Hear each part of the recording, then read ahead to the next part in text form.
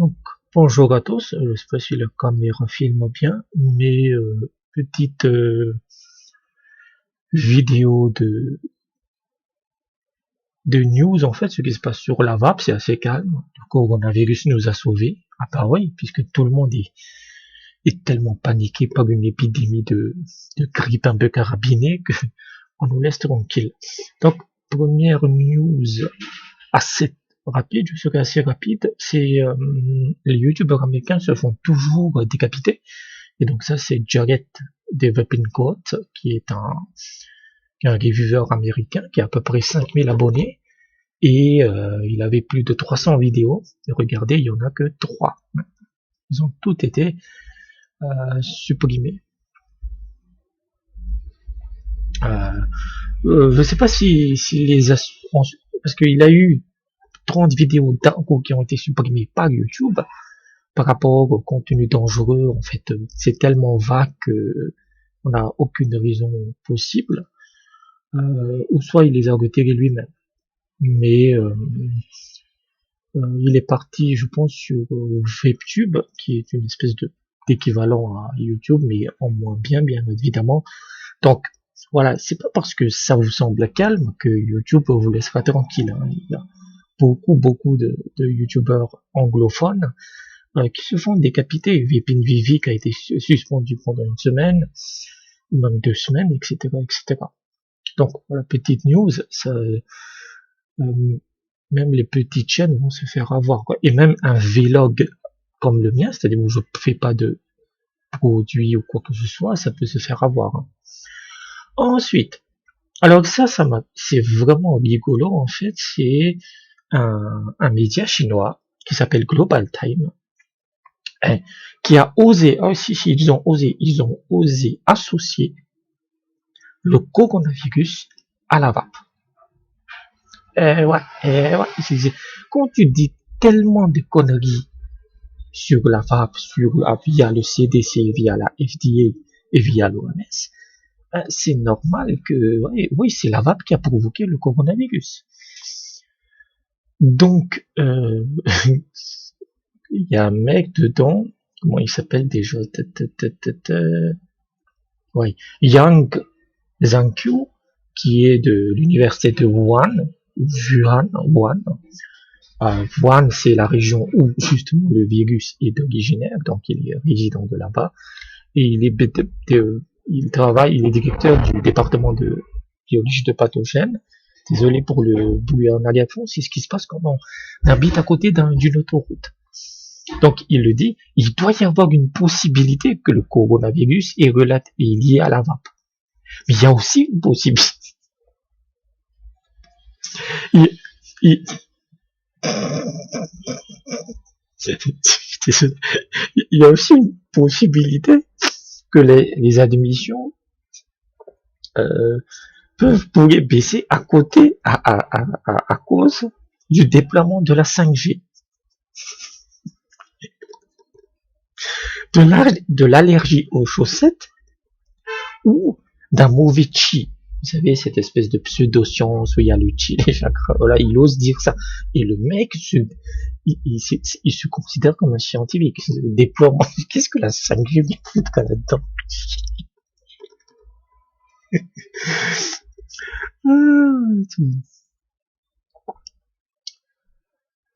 Donc, un autre, je sais pas si on voit bien la caméra, un être crétin Shindok, Zixu, Xiui, voilà, a déclaré à ce journal, à ce Global Time, une maladie mystérieuse pulmonaire, une épidémie de maladie mystérieuse pulmonaire aux États-Unis, qui est associée à la cigarette, ou à la vape, a affecté 2800 personnes et a provoqué 68 morts.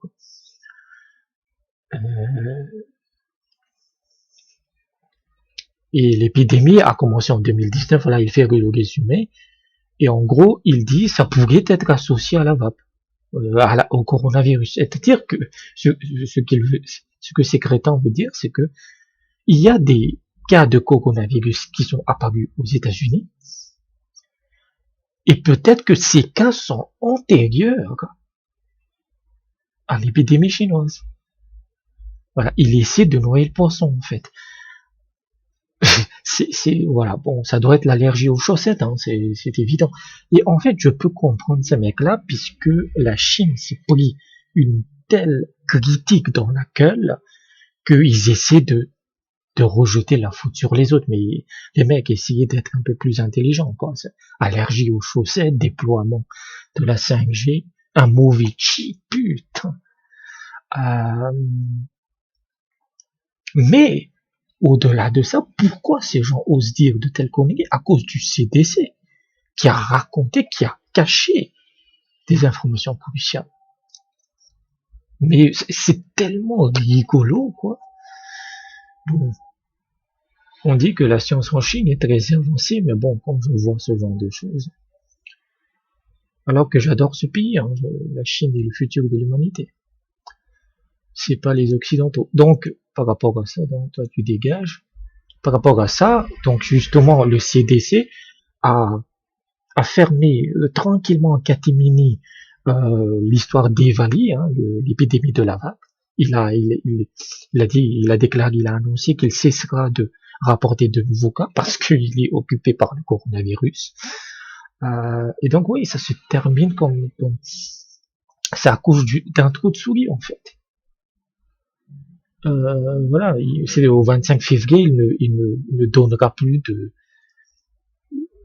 de nouvelles sur les nouveaux cas ou autres. Mais en fait, ce qui est désastreux et ce que Sigalei a, répété encore et encore et encore au fil des semaines l'année dernière, c'est que le CDC savait très bien, il savait très bien dès septembre 2019 que la vape, que cette putain de maladie pulmonaire était provoquée par le THC et exclusivement par le THC. Il a caché les données.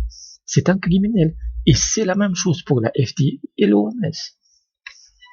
Et donc, ça vous donne ensuite des munitions pour des Chinois qui vous disent que le coronavirus, c'est provoqué par l'allergie aux chaussettes.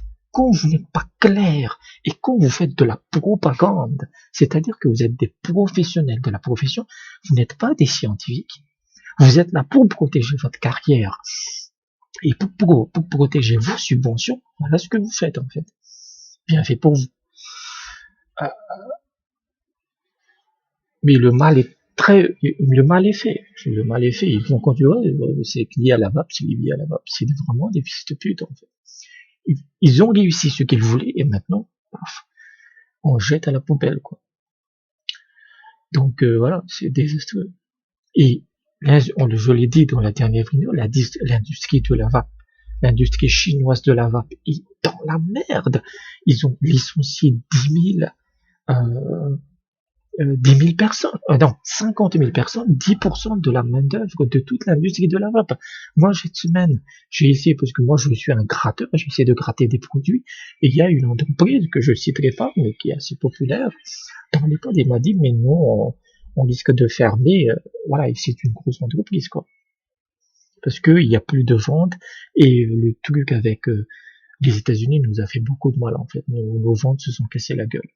Donc, prochaine news, Juul, cette saloperie, cette crapule de la pire espèce, va lancer une cigarette électronique basée sur l'âge. Il y aura un dispositif qui permettra de contrôler l'âge de la personne. Et en fait, ça va être via l'espionnage. C'est-à-dire que la cigarette sera utilisée via une application et dans l'application, tu vérifies ton âge. C'est une stupidité parce que tout le monde sait que c'est très facile de tricher sur son âge, quoi. Voilà. On nous dit que la totalité, par exemple, des visiteurs d'un site porno, c'est plus de 18 ans, mais quand tu regardes la réalité, ils ont moins de 12 ans. Je dis ça, je dis rien. Donc oui, il va demander l'approbation de la FDA avec 250 000 pages d'études scientifiques, de programmes marketing, etc. Donc oui, avec l'application, le contrôle par âge, c'est déjà disponible au Canada et au Royaume-Uni. Mais ça, ce sera sans doute une autre cigarette, mais ça va fonctionner sur le même principe.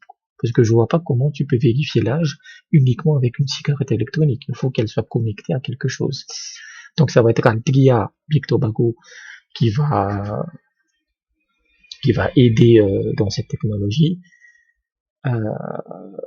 Voilà.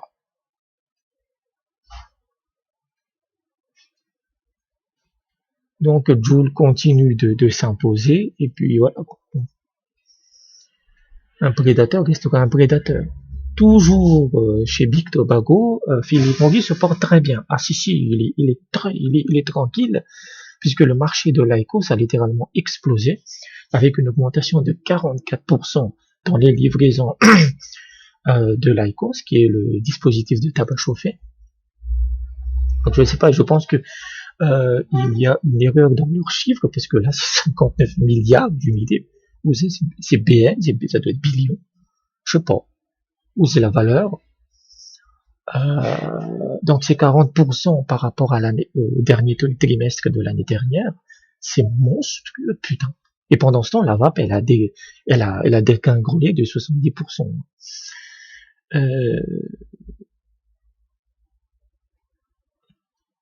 Ensuite, là, ils sont vraiment présents à la fin de 2019.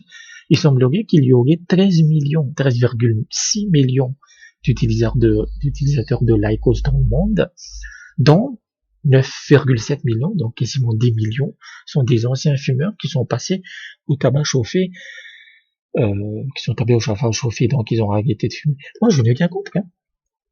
Mon slogan a toujours été tout est bon pour éviter la clope, mais là, ce qui est intéressant dans cet article, c'est que ses concurrents, ah putain, le bruit, quoi, ses concurrents directs dans le tabac chauffé, c'est-à-dire Japan Tobacco et Imperial Brand qui propose My Blue, ils se sont cassés la gueule. Et ils le disent, c'est lié parce qu'ils se sont fait défoncer leur race aux États-Unis. Et je l'avais dit, justement. C'est que dans une des vidéos où la FDA a banni certaines arômes, c'était la FDA ou c'était un jugement fédéral, je ne me rappelle plus, mais il y a eu un ban des arômes dans les pods uniquement, dans les pods fermés même, il y avait que le tabac et la menthe, mais l'IQOS, il n'y a pas de parfum, il n'y a que le tabac. Ce qui fait que l'IQOS a réussi à passer entre les mailles du filet et Juul, justement, par un pur hasard, 3 mois avant l'annonce de la FDA, il avait retiré tous les arômes, sauf tabac et menthe, de ses rayons. Donc, la monopolisation du secteur continue. Hein. Donc, sachez que ce ban des arômes peut venir en Europe. Hein. Vu ce qui se passe, c'est évident en fait. Donc je voulais dire autre chose par rapport à ça.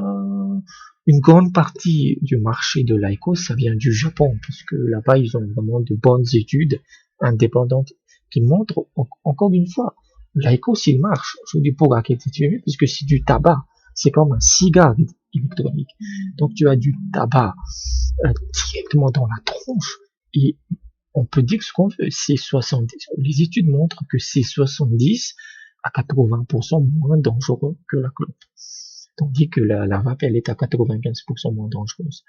Donc, ce qui est très intéressant aussi avec l'IQOS, et je termine dessus, c'est que toute cette diabolisation, je l'avais déjà dit, toute cette diabolisation contre la cigarette électronique, contre la vape, tout ce que vous voulez, le tabac chauffé n'a pas été mentionné une seule fois par les médias. C'est démentiel, je veux dire. Tu te dis, mais il n'a pas eu une seule attaque en fait. C'est incroyable. C'est-à-dire que si tu as une boutique qui lance qui fait uniquement du tabac chauffé, que les gens viennent voir en disant oui, mais moi j'ai entendu du mal sur la vape, ils disent non, nous ne sommes pas de la vape, nous sommes du tabac chauffé, c'est différent. Et ça c'est aussi une bonne carte dans la gueule de la vape Sainte-Nitouche, qui a toujours dit non à Big Tobacco, et maintenant, bon, vous faites faillite, eux, ils ont une augmentation de chiffre de 40%. Voilà. il fallait s'allier avec Big Tobacco, ne pas lui les faire de fellation, c'est évident, mais il fallait s'allier avec eux pour avoir leur puissance de lobby, en fait. Ça n'a jamais, pour moi, et encore aujourd'hui, ce n'est pas un ennemi, en fait. Il y a d'autres ennemis bien plus immondes chez les anti-vax. Donc voilà à peu près ce que je voulais dire sur les news. Pas trop de news parce que tout le monde est cannibalisé par l'épidémie qui, oui, ça fait beaucoup de cas et des morts aussi, mais c'est une grippe, quoi. Donc oui, il y a forcément beaucoup de cas. Donc, mais c'est bon pour nous, on peut continuer à vaper en fait. Mais il y a les lois continuent à arriver aux États-Unis, etc. Donc voilà ce que je voulais dire. Merci et à bientôt.